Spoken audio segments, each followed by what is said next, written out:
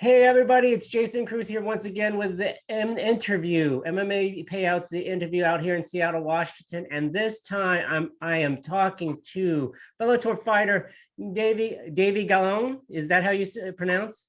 Yes, it's perfect. It's Yes, perfect pronunciation. perfect.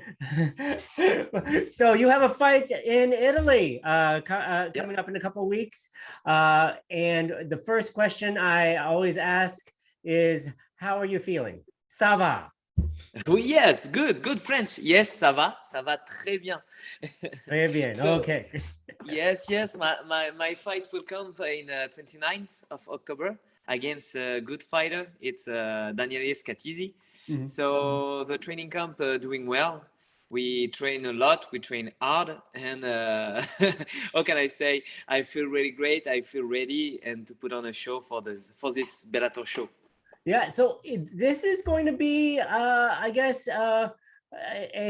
you will be the visitor because Scatizzi is the Italian, and so how do you expect the crowd to receive you, being that the show is in Milan and you're the Frenchman and he's the Italian. Yes, like you say, I'm a visitor. So, but I really love to be like, how can I call the underdog? And I think in Milan, that's the place I will be. I will be the underdog. But I think the Italian crowd will play the game, like a wrestling game. Like you are the ill people, and Scatizzi will be the good guy. So I really love this game because it makes me feel when I was a young kid and I watching wrestling at TV. So for me, it's not a problem. It's like a game. It's like a game, and it put me in good conditions. So I'm pretty excited and to face the Italian crowd, and I think it will be awesome to feel the energy. That sounds good. So you will be the bad guy going in, but then you'll turn into the good guy coming out. That's what you want, right? Yeah, of course. I always smiling. That's what people telling me. You're always smiling. Yes, because I love what I do, and even the Italian crowd will boo me. They are here for this, for the show, and to make this kind of statement. So yes, I want to come and feel like everybody woo, and at the end maybe of the third round, or I don't know which one I will end the fight. And people say, yeah, let's go, and everybody, it's crazy, a good energy, and it will be so cool. Awesome. So let me we go back a little bit as far as your beginnings go. You've been fighting for a while now. You're actually on a great win streak. Obviously, the one highlight that we most of our fans know you from is the rolling kick of Ross Pearson, Yes. the UFC veteran. And so I wanted to go back a little bit about that for the kick. I don't know about your background too much, but like, how did you come up with thinking about? So it was a rolling thunder kick, front roll, and you kicked him in the chin, I think, and not the nose. It was in a temple. Oh, temple, Uh, yes. I have a good picture of this, and yes, it was a crazy fight. Even the preparation of this fight, I was injured. My son was injured, Mhm. and I didn't train a lot. And my coach say in 3 weeks we have an opportunity against Ross Pearson. Are you in? So I say, let me think about that because it's Ross Pearson, Oh, yeah. It's a guy I play with Ross Pearson on I think it was the first or Oh, second the game. UFC, yeah, the UFC Yeah, game. yeah. So it was crazy, and my background is judo, but I have a physical preparation, and my coaches was a karate fighter, and this kick came from karate. And I watch highlight, on YouTube. I say, oh, it's cool. And I say to my coach, one day I want to do this move on a fight. And when I was in the hotel room waiting for this fight against Ross Pearson, I was like meditating and get relaxed. And my coach get out of the bath, and I say, "Oh, coach, I have something. I see it in my head, and I want to do this thing. And it looked like judo ukemi. Yes. And I say I will do this, and I will do this with my background of judo and the video I see on YouTube, and I mix it. And at the end of the third round, I don't know. I say, okay, I will try it. I try it, and I feel the, like, boom, I hit the head, and I come back, stand up, and I watch Ross Pearson go down. I say, wow, and it was a crazy feeling, I just saw. I was preparing for this. I looked at the video. I remember it. I remember it though before because it went viral when the fight came out. But when doing that though, were you because it would seem to make yourself vulnerable because you're doing the roll, and if you miss, then you're already on the ground. Yeah, but like I say in previous interviews, I work all the part of the game, so I don't care if I'm standing or on the ground. I know I can fight in every part of this game. So for me, it was like it was the end of the third round. I say, okay, you have to do something because you will lose the fight by decision because it's Ross Pearson, it's in England, and I really want to have fun in a fight. So I say, okay, I didn't think about the risk. I just think about the pleasure to do it. And how can I say, it works well. So I say, okay, it's pretty cool. But if I was on the ground, I will just do what I do, try to not get punched in the head, control the hips, and maybe take the leg locks or just get in the wrestling game. So it was not that risky. Yeah, because you had a game plan for that. So that is very good. So now you talked about your judo background. How did you get? I want to go back and how did you get involved in MMA? I mean, in France, they just regulated mixed martial arts. So you most of your fights are most of your recent fights have not been in France, I assume. But how did you get started in the mixed martial arts? So, like you say, I did judo since I was really, really young, but maybe I was 14 or 15 years old, maybe younger, 13, and I was in it's not the national team, it's just before the national team, and it's high level judo, and I was I was trying to get combat sport in France. It was about MMA and everything. And I try my technique of MMA at the judo. I say, okay, I will do the omoplata. Okay, I will do this. And my coach said, no, you don't have to do it. You can do it in judo. Yeah. So I say, okay. But, I try with judo, my training. And just next to this, I try MMA training. And it was in a stage in judo. In judo, we were prepared world championship in junior, in young junior, and I have a big injury on my shoulder, and I stopped judo for 2 years, and I say, oh, I want to come back, I want to do some sports, and I met my coach, Robin Daeder. He's still my coach right now, and he was only doing Muay Thai, but he was interested in MMA too. And when we met together, say, oh, we start to talk about MMA and everything, and it starts like this. At first, we do it's called pancras. Pancras in France. It's like MMA, but you can't punch on the ground. It's only standing and grappling and wrestling. And after that, I win fight in France. After I don't know how much years, but I say, okay, now I'm ready. We're gonna do in Finland, and I did my first MMA fight, and then in Poland, and then it was like Finland, Poland, every part of the world. And then I have my Bellator contract. It's maybe 4 years ago, and right now I can do what I love, and I can make a living with this. So that's my story, That's awesome. That is great. Do you hope one day to fight in your actual country of France, your homeland? I fought in Bellator in France against. It's Benjamin Brander. It was a Swiss guy. Okay, I'm sorry. Yes, that is correct. No problem.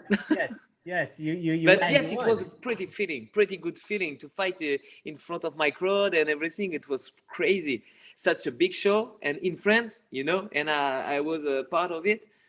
it was crazy, man. That's awesome. That's awesome. So tell me a little bit about the upcoming fight Yeah. against Daniel Scatizzi. Do you know anything much about him? Have you scouted him, or is that more for your coaches to scout him? Yeah, I watch videos with my coaches of Daniele Scatizzi.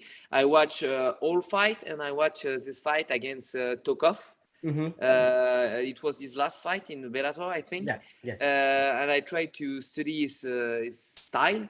So for me, it's not really a boxing guy. He uses boxing to get in the clinch, and then he want to put the opponent on the ground, and on the ground do the ground and pound, get the top position, and try to submit the guy if the guy make a mistake. Right. So for me, it's more a grappler. It's like a Islam Makhachev in UFC or everything, you know, the style, boxing for wrestling or everything. And for me, it's a pretty good opponent. I think he have a good heart. It's a respectful guy, and for me, it will be a great pleasure to fight against him in the cage.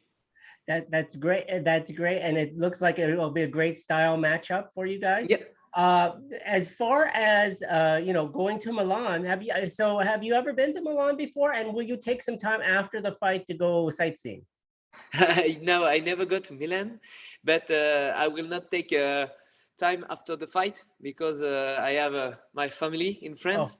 And Okay. I have some thing to do with I was training for, I think it's 2 months training camp, and my wife say, "Oh, it start to be long, You're training in the morning, you're training in the afternoon, you're training at night. Where are you? I didn't see you."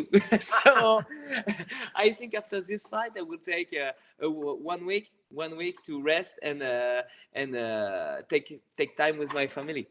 Yeah. So you've actually had this will be your third fight this year. Is that something you like to continue in 23, 3 fights a year, maybe 4, or what is your hopes? Oh yeah, if my body can survive, there is no problem. But yes, I think 3 fights it's good for in 1 year because you have enough time to train, and if you are injured, you have enough time to get to heal. So for me, it's yes, I love this rhythm of fighting. 3 fights a year. It's pretty cool. Yes, I love this. That's good. And then you're with the Adrenaline Fight Team, is that correct? Yeah. Adrenaline Fight Team. It's a team we opened with my coach, and at first I was a judo teacher, and then there is some guy say, "Oh, you love MMA, but maybe we can try maybe someday to do a little course." And we start like this, and then we have we leave a judo team, and then we go on our own side, and right now it was a MMA center we opened for, I think it's 3 or 4 months. Okay. And there is people. We have a good cage. We have a big cage. Nice. It was like a dream, Awesome. It's like a dream. Yeah, that sounds great. And then so where is your fight team located at? It's Caen. It's in France. Caen. Yes, Okay. in France, in a small city called Caen in Normandy. Oh, okay, excellent. It's a region of France. Okay, excellent. So your fight October 29th in Milan, Italy. You're going to get ready to head over there in the next week or so. What do you like do during fight week? I mean, obviously cutting weight is very important, but Yes. what is it that you do? Do you like hanging out with your team? Do you want to watch movies? What is it that what do you do? Yeah, I know. Yes, like you say, cutting weight, but I try to cut weight not the last week. I love to cut weight maybe 1 or 2 weeks before fight week. So I have only 3 or 4 kilograms to lose. Okay. So I feel much more comfortable, and I feel much in shape, for my heart, for my body, and for my head. So that's what I started. And then when I get in fight week, I love to have a little training with my coach. At the morning, we take a coffee because I love coffee. So I didn't get the breakfast, but it's okay for me. Just coffee and watch my coach get the eggs and everything, Oh you my. know.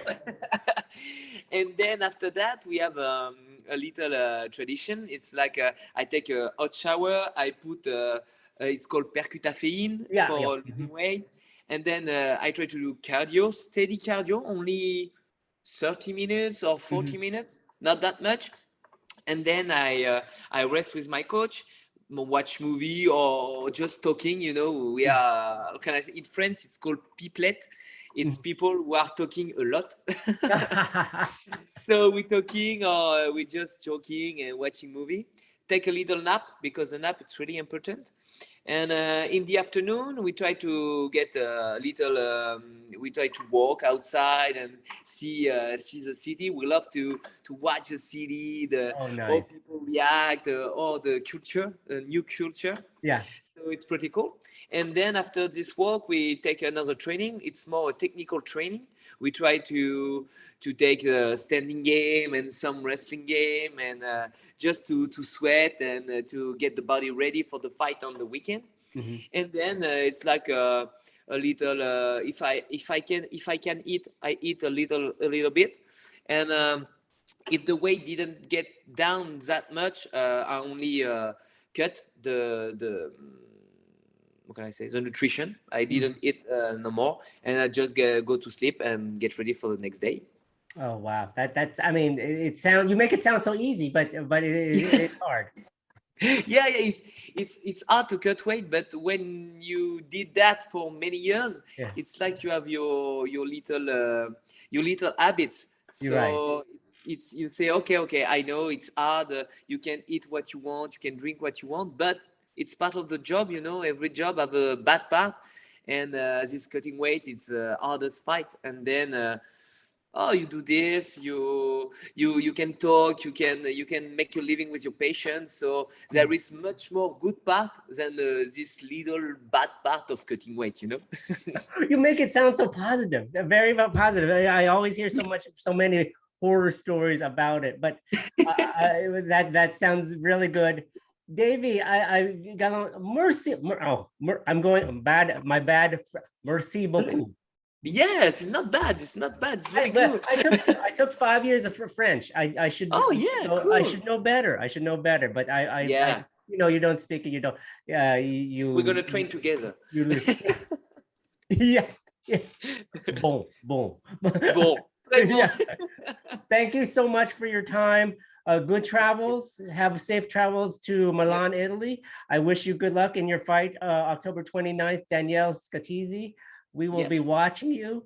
So thank you very much. And it was once again very nice to meet you. Yes, nice to meet you too. Thank you so much. Have a good night, and maybe see you in Milan if you were there. Oh, I wish I could, but I probably will be just watching on TV. Okay, I'll see you next time, man. Take Okay, care. have a good one. Bye-bye. Yeah, thank you. Bye.